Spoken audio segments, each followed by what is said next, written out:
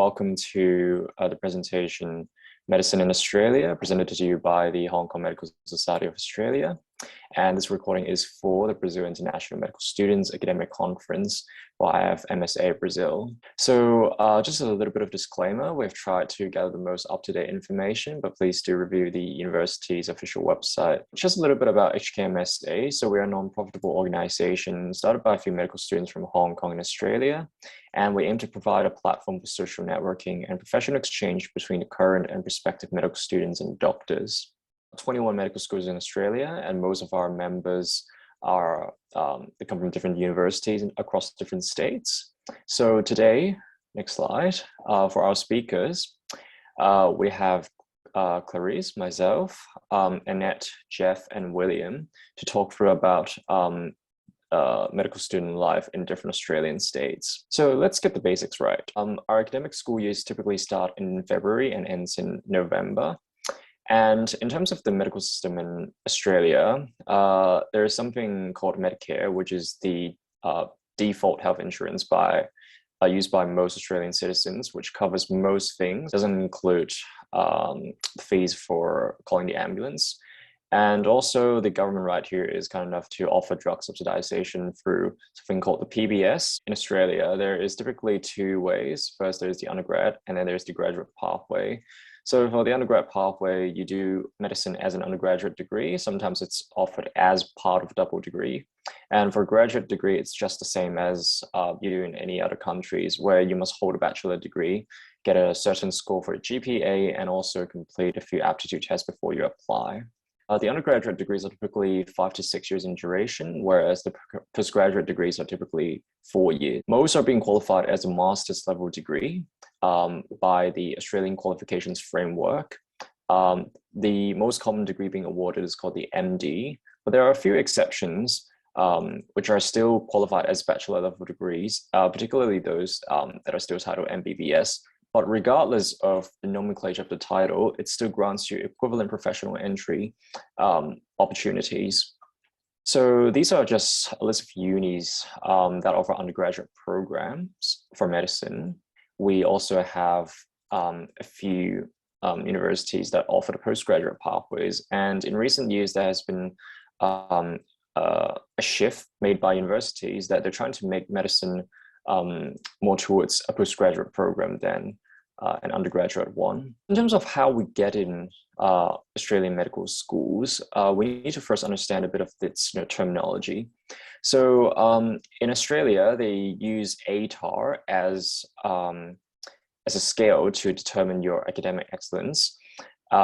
It's called the Australian Tertiary Admission Rank, which is from 0 to 99.95, which is relative to students in your cohort, but it only applies to those who did their high school examination in Australia. For international students, universities typically offer a convergence scale, which allows you to convert your high school examination scores to the ATAR score. And again, the medicine degree might be titled MBBS, MD, or MCHD, but they're essentially all medical degrees and should not affect your chances of getting an internship. Next one. So in terms of what you need for admission, you need to first take an aptitude test. It could be either ISAT or UCAT ANZ. You need your high school grades. And of course, if you receive an interview invitation, then you have to attend it. Nowadays, it's usually more conducted in the MMI style, which we'll briefly touch onto that later. Next one. So a little bit about ISAT. It's a 3-hour computerized test with MCQs, and it does not draw any particular subject. But however, there's only 4 ISAT cycles throughout the year. So for international students, they typically have to keep in mind on when these cycles start, because if you miss the ISAT cycle, you might miss the admission deadline for the universities. Now, some of the universities would accept something called the UCAT for Australia and New Zealand, and there are 5 parts of it.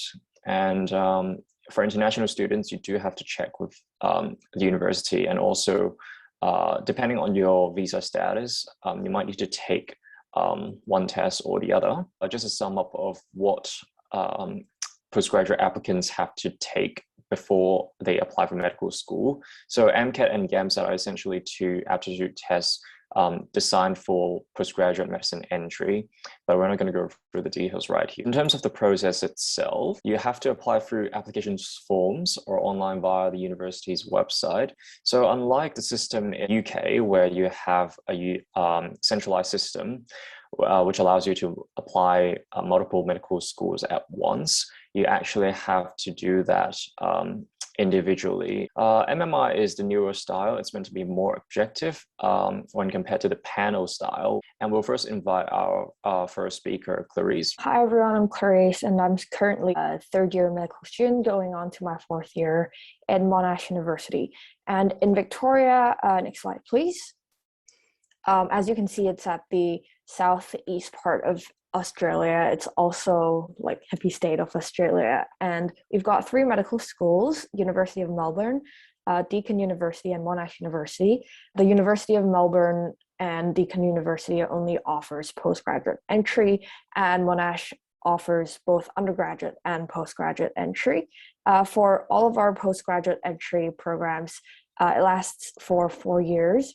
But in terms of the clinical exposure, both UniMelb and Monash has 3 years of clinical exposure, and whereas Deakin would only have 2. So I'm going to talk a bit more about Monash because that's where I'm from. Yeah, our program is 5 years in total, which is kind of a bit less than what the other undergraduate programs offer. We are based in Clayton, but really it's all over Victoria when you go into your clinical years. In terms of entry, they look at our ISAT, our MMI score, our high school results, and you need to have an IELTS overall score of 8. For our 5-year program, that's 2 years of basic science and anatomy, filled with some clinical skills and a bit of immersion in clinical environments. So that's like 1 day of hospital immersion and 1 day of like GP or general practice immersion in year 1. Basic science and anatomy would be taught in 1 year, and postgrads usually start 1 month earlier than the undergrads. Now, for the clinical years, you have 3 years. Both 3rd year and 5th year are medicine and surgery. Year 4 would be more of a obs and gynae, peds, GP, and psych rotation. Although they say that year 3 and year 5 are medicine and surgery, most of the content is already covered in 3rd year, and in 5th year you're really just learning how to become an intern or what other people call a houseman after you graduate. We have different clinical schools, and each clinical school has their own teaching, but we have the same list of conditions to go through in our own time. And we also learn research in medicine throughout the 5 years.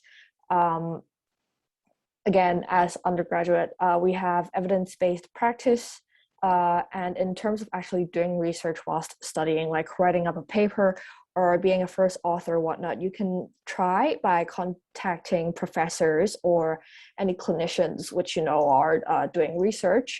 Well, the course actually does offer a 6-week intensive rotation of research. The main goal of that rotation is just to write a 3,000-word essay of what you did. It doesn't really ensure that you're going to become an author or you're going to publish something.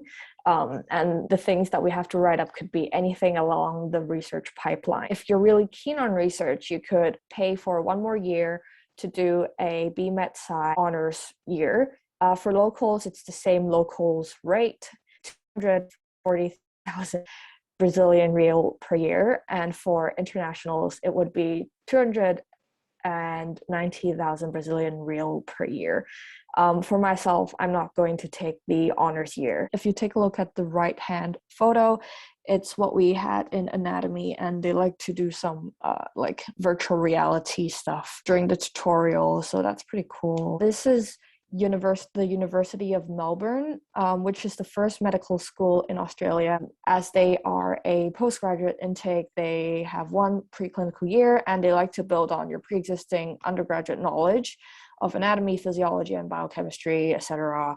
And from years 2 to 4, you can have different clinical zones, and 2 of them are in metropolitan Melbourne and 1 is in rural. They have a lot of clinical skills, bedside teaching, and and a lot of extra tutorials with doctors. And the first half of the fourth year is a research year, and they say it's an opportunity to make your own project, which is pretty interesting, and have it published. I've actually used my friend's slides. So this guy is our vice president. I'd say uni life in Monash is pretty balanced. We have a lot of free time to go and play. You see him skydiving. We have a lot of parties as well. It's not just studying. I think it's all about getting a good balance, and even throughout, like after you graduate, you've got plenty of time to work. So yeah, we're just trying to enjoy our best time in uni. All right, thank you, Clarise. So my name is Zeno. I'm a fourth year going to fifth year medical student at the University of New South Wales. So in terms of the uni itself, where I come from, it's in the state of New South Wales, which is the southeastern part of Australia, the most populous state in Australia.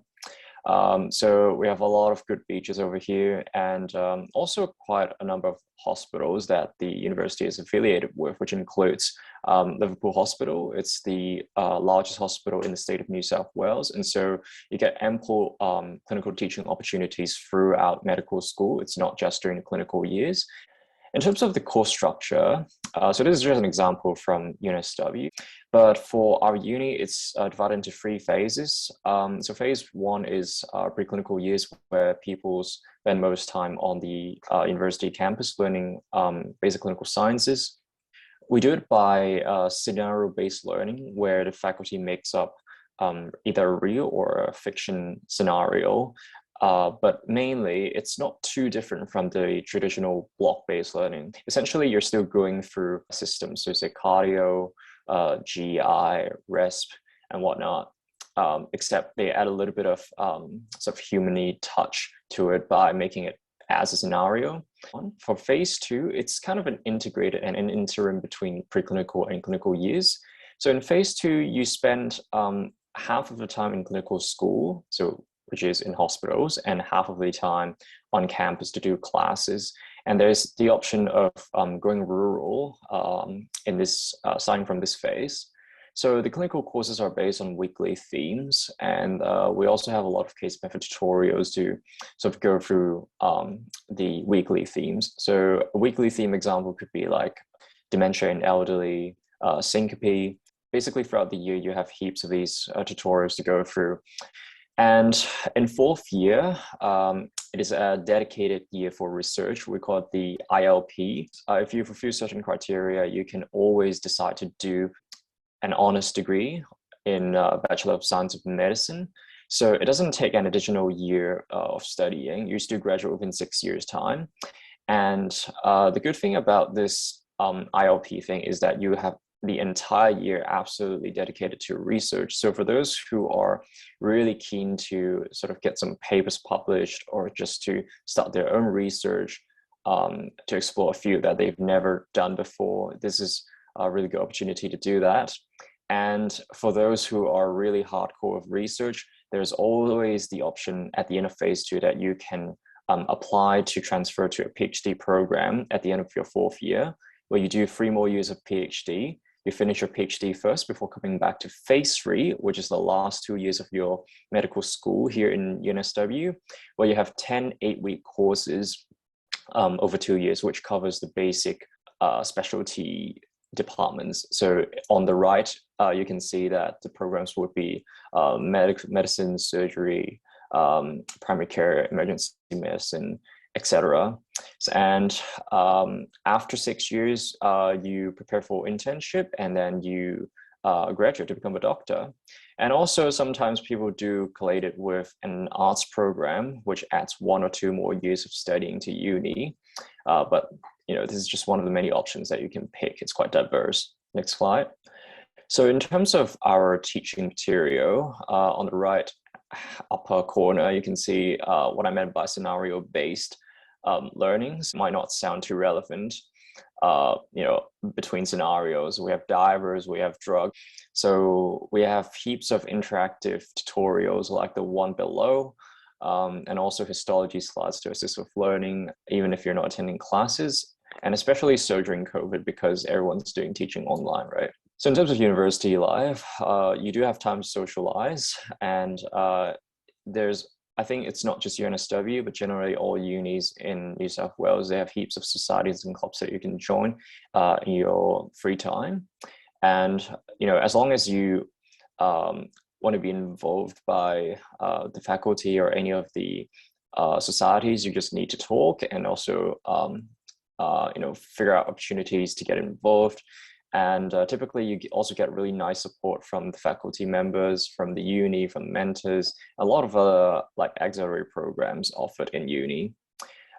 So depending on the uni, there might also be residential colleges that you can live in. And again, it's just one of the alternative opportunities to socialize. And in your free time, Sydney is known for its opera house, and also just close to Sydney, we have the Hunter Valley. So in case you're a bit of a wine enthusiast, it's always a good place to visit. And I think that's pretty much about New South Wales. And I'll pass on to Annette to talk about Tasmania. Thanks, Sino. Hi guys, I'm Annette, and I'm a second-year medical student at UNSW, going to third year next year. Although I'm studying in New South Wales, also information about life as medical students in Tasmania. Something about Tasmania is that it's a small island isolated from the mainland of Australia. So it might not be as fun as that in mainland of Australia, but it has lots of natural scenery. So if you're a nature lover, it's the place for you. So about the curriculum, it's separated into 3 phases. And the first phase is the preclinical phase. And it has lots of lectures, tutorials, and practicals, and we learn by case-based learning. And throughout these lectures, we cover basic sciences such as anatomy, physiology, pharmacology, and so on. And there are some clinical exposure. For example, we can go to community clinics and also clinics in rural settings for a few times. The second phase is the transitional phase, where we have clinical attachment, and we also have to attend classes on campus in that year. And it's quite tough and busy, I'd say. And the third phase is the clinical phase. We mainly attend classes in hospitals, and we are able to choose our own clinical school. So some are in urban areas and some are in rural areas. So you can choose according to your personal preference. Faculty actually provides us plenty of resources to aid our studying. For example, in the left picture, you can see there are diagrams for labeling in anatomy.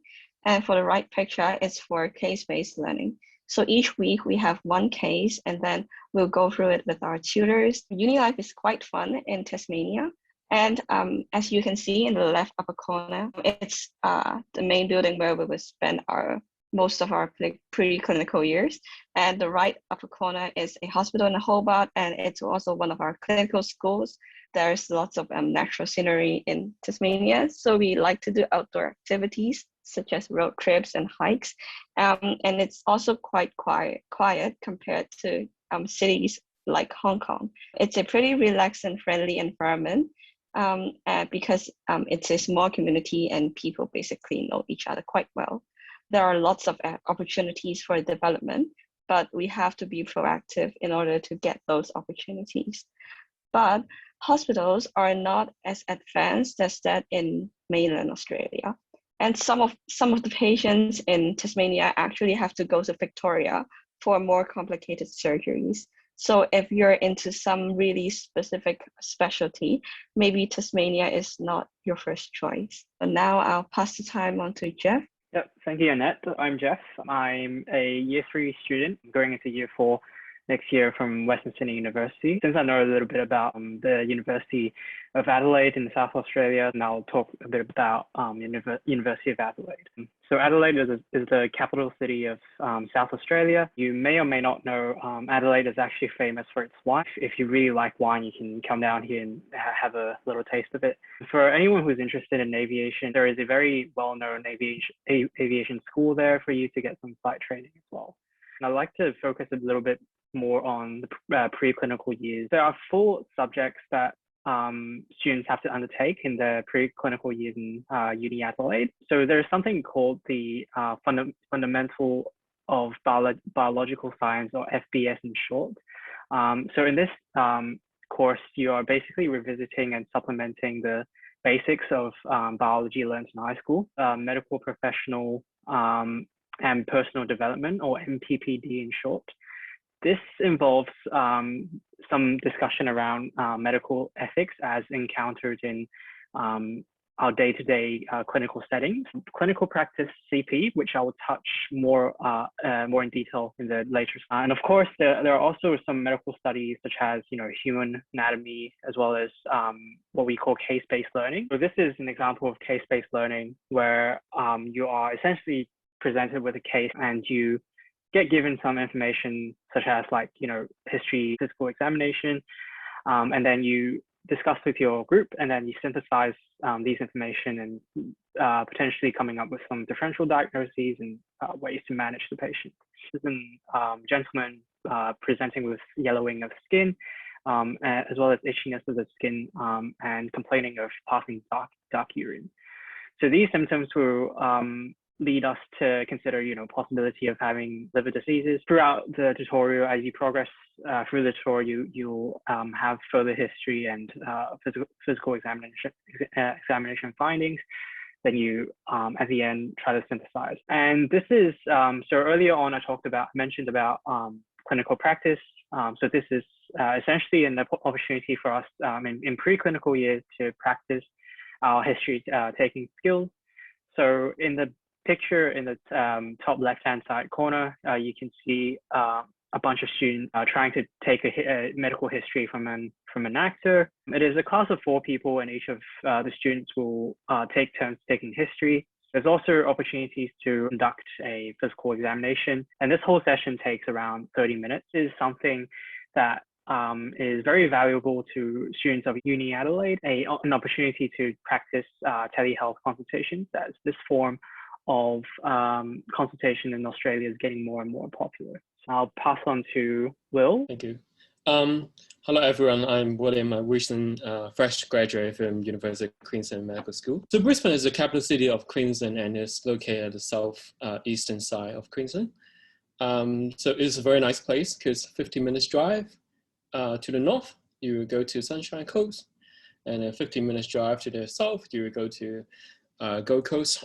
So if you're a big fan of surfing or water sport, that's the best place to be.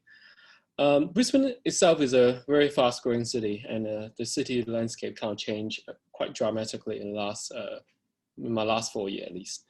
Sunshine State is how Aussie describe Queensland. So it's not unusual to have 4 weeks of sunny, cloudless days, and especially during the winter, and it could get up to 35 to 40 degrees, especially when you're closer to the inlet.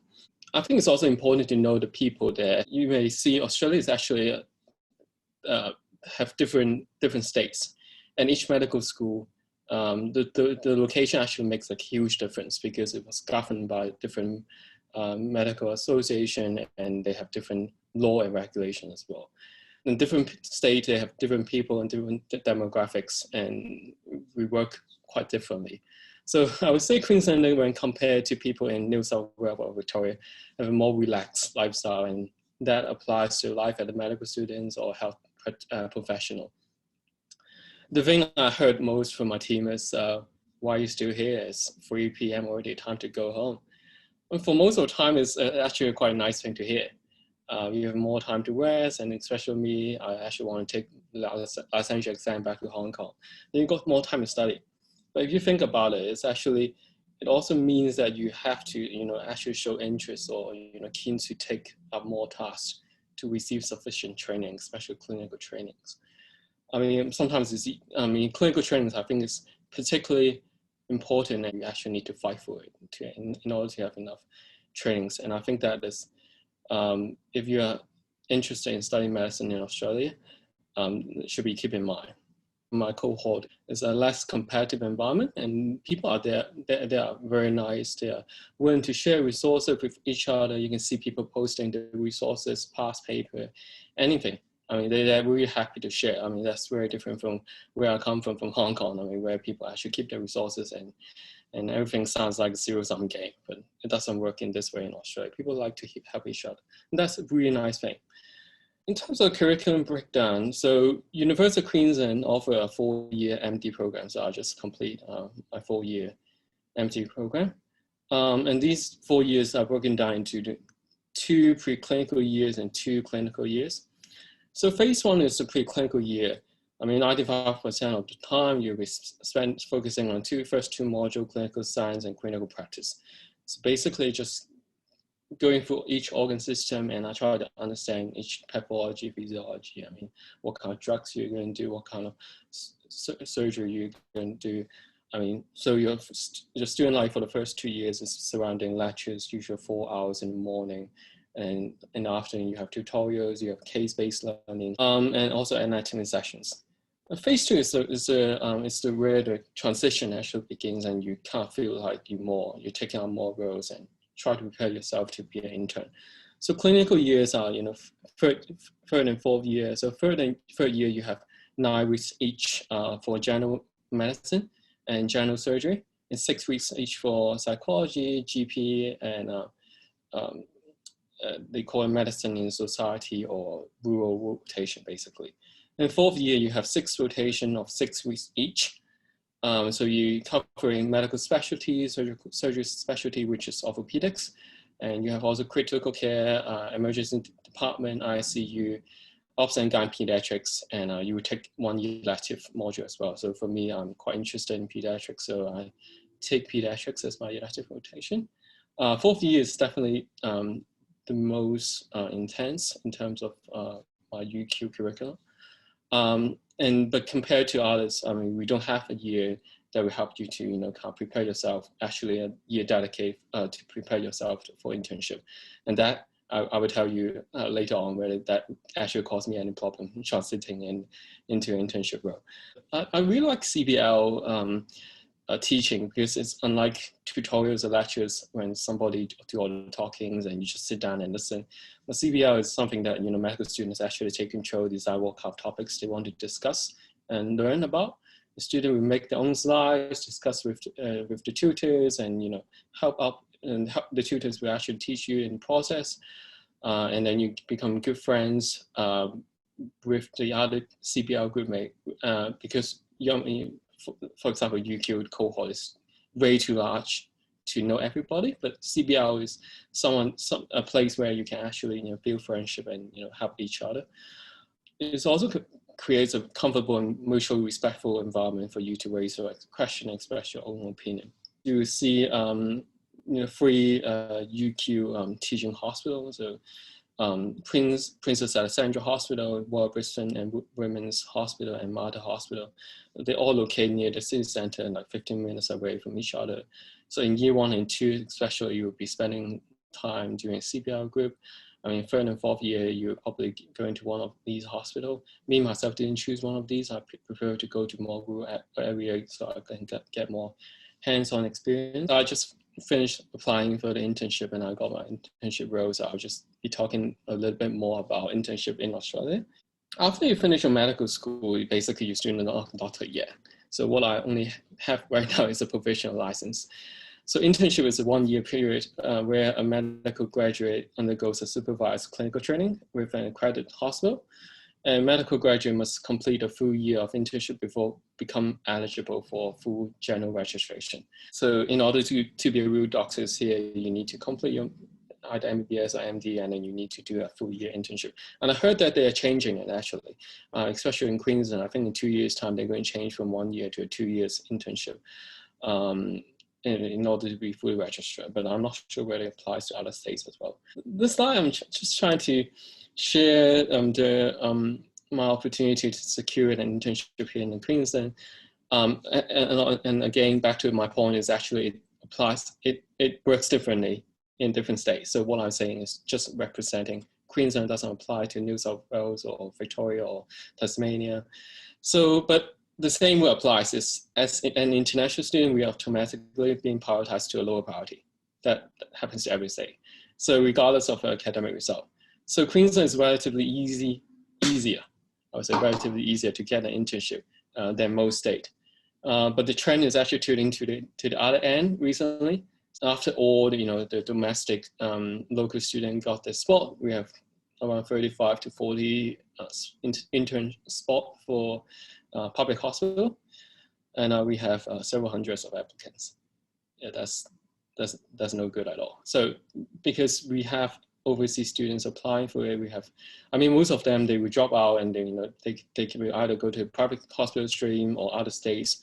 But this is still a considerably, I would think, a difficult process, I would say.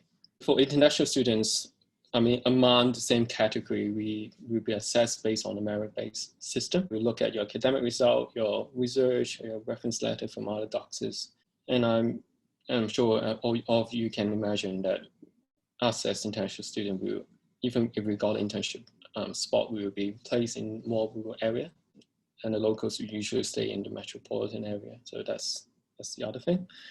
The opportunity to get into a specialty program or consulting job are basically facing similar issues. I would say it's rather difficult in general to get into a program you aim for. And my last rotation was orthopedics rotation, and some doctors say PGY 10 or PGY 9, which means they actually graduated 10 years ago. They still haven't secured a spot yet. Orthopedics is particularly popular. But it actually applies to a lot of specialty and pediatrics as well. I won't go too much into details. You're interested in it. The general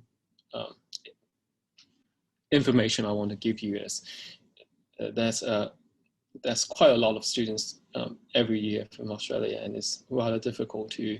It's rather difficult to get an internship spot, but it's even more difficult to actually enter in program. And the hospital in general, they tend to have a lot of junior doctors. They have a lot of junior doctors, but it's hard to get into a registrar or consulting job. And that applies to, in general, Australia offer very good pay. The sick leave, the holiday, they take care of you, and it's probably better than, at least better than UK or USA or Canada. It's still a nice place to be, but it's just hard to get in the program. So, so that's my sharing for internship. We hope this information has been informative and useful to every one of you. So if you have any more questions, please don't hesitate to contact us at HKMSA's email address, or just follow us on Facebook or Instagram, and we're always happy to receive any questions. Thank you very much for your time.